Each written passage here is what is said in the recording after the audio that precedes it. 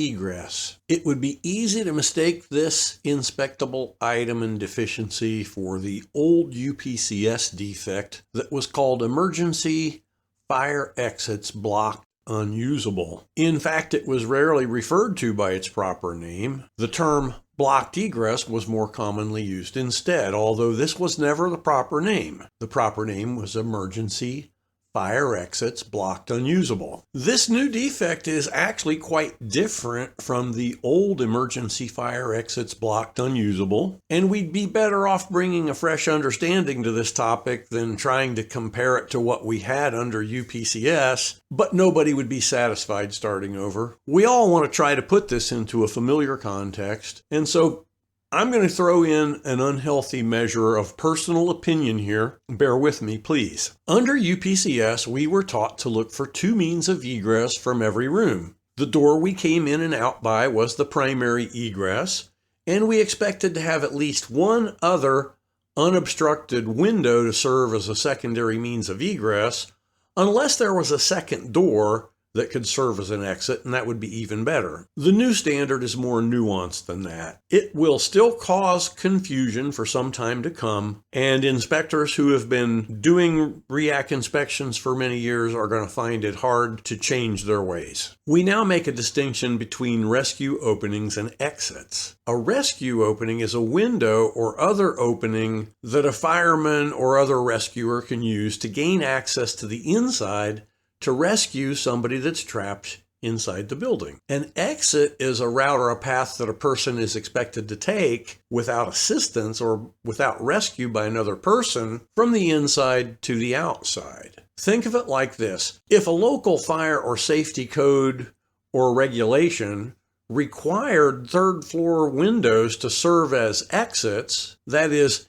if we expected a person to be able to use that exit without any help, it's really not likely that there would be a regulation that requires a person to jump from the third floor. That third floor window would not be an exit, it would be a rescue opening. We expect that a fireman on a ladder is going to rescue a trapped person from the third floor window.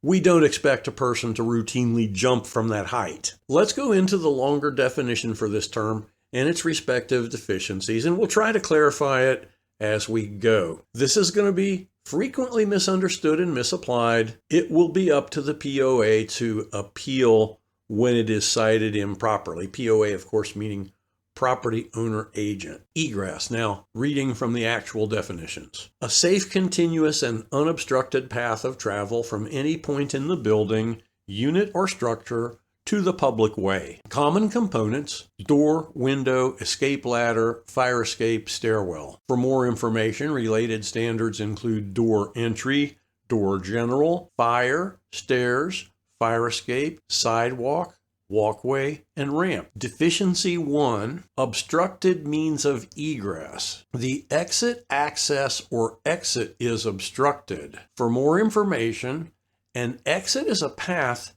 from any interior location to an exit. An exit is a door to the outside or an enclosed exit stairway. Notice here that an exit is described as a door or a path to an exit. It does not mention windows. So, reading on. If there's a fire escape adjacent to the rescue opening, then evaluate this under deficiency 3. This means we evaluate the condition of the rescue opening, not of the fire escape itself, under deficiency 3. We have a separate outside-only inspectable item called fire escape and a special deficiency there to capture any issue that occurs on the outside of the building. We're providing one short and simple separate video on fire escapes. Notice that this note mentions a rescue opening without calling it a window, but in most cases, a rescue opening will be a window. My opinion, that unhealthy bit of personal opinion I said I would inject, is that a window is rarely an exit. Generally, only when there's an accessible fire escape outside the window. Otherwise, a window above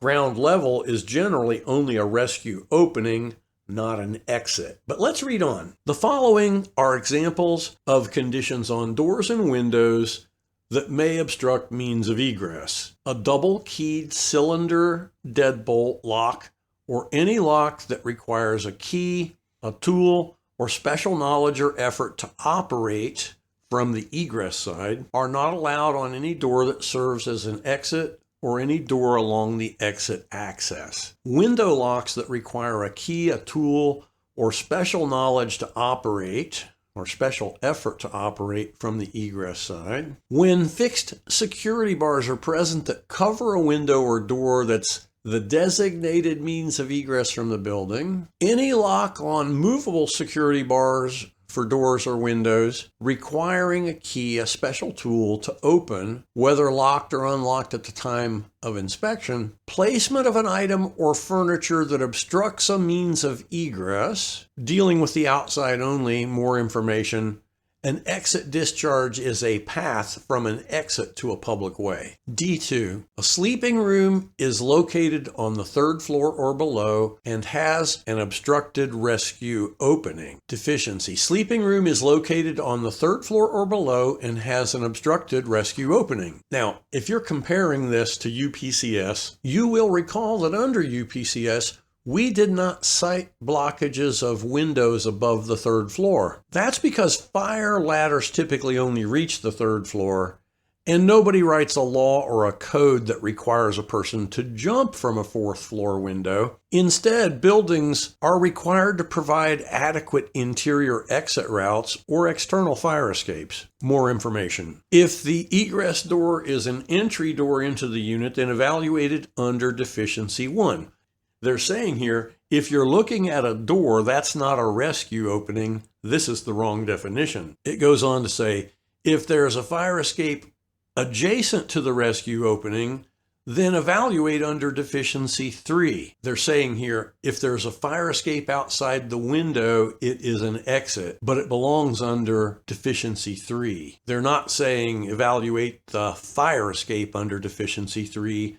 They're saying evaluate the exit. Resident-owned property should not be evaluated as an obstruction to a rescue opening. I just wonder how many man-hours were wasted over the last 25 years moving headboards and dressers away from windows that were rescue opening. The notes that follow seem to be rather generic to all 3 deficiencies under egress. The following are examples of conditions on doors and windows that may obstruct a means of egress. Double key cylinder deadbolts or any lock that requires a key, a tool, or special knowledge or effort to operate from the egress side are not allowed on any door that serves as an exit or any door along the exit access. But that wouldn't be a rescue opening, would it? Window locks that require a special tool or special knowledge or effort to operate from the egress side. When fixed bars are present that cover a window or door that's the designated means of egress from a building. Any lock on movable security bars for doors or windows requiring a key or special tool to open, whether locked or unlocked at the time of inspection. Placement of an item or furniture that is not resident owned and obstructs a means of egress. Last but not least, a permanently installed window-mounted air conditioner. Deficiency 3. Fire escape is obstructed. Deficiency. Fire escape is obstructed. For more information, resident-owned property should not be evaluated as an obstruction to the fire escape access. And then we have similar notes intended to convey the idea of types of blockages of a means of egress, that these do not include the placement of resident-owned items. These do include keyed locks, combination locks, windows that are nailed or screwed shut, and so on. The following are examples of conditions on doors and windows that may obstruct a means of egress. Double key cylinder deadbolts or any lock that requires a key, a tool, or special knowledge or effort to operate from the egress side are not allowed on any door that serves as an exit or any door along the exit access. Window locks that require a key, a tool, or special knowledge or effort to operate from the egress side. When fixed security bars are present that cover a window or door that's the designated means of egress from the building, or a window that is the designed egress point to a designated fire escape. Any lock on movable security bars for doors or windows requiring a key, a special tool, to open, whether locked or unlocked at the time of the inspection. Placement of an item or furniture that's not resident-owned and obstructs a means of egress. A permanently installed window-mounted air conditioner. That still leaves some food for thought and some possibilities of confusion. I don't think those definitions are absolutely clear. We'll leave it at that. I will create more videos on this topic as this inspection protocol rolls out and as we learn more about how it is actually applied by inspectors. This again is Michael Gant for REAC Guru and the Inspection Group.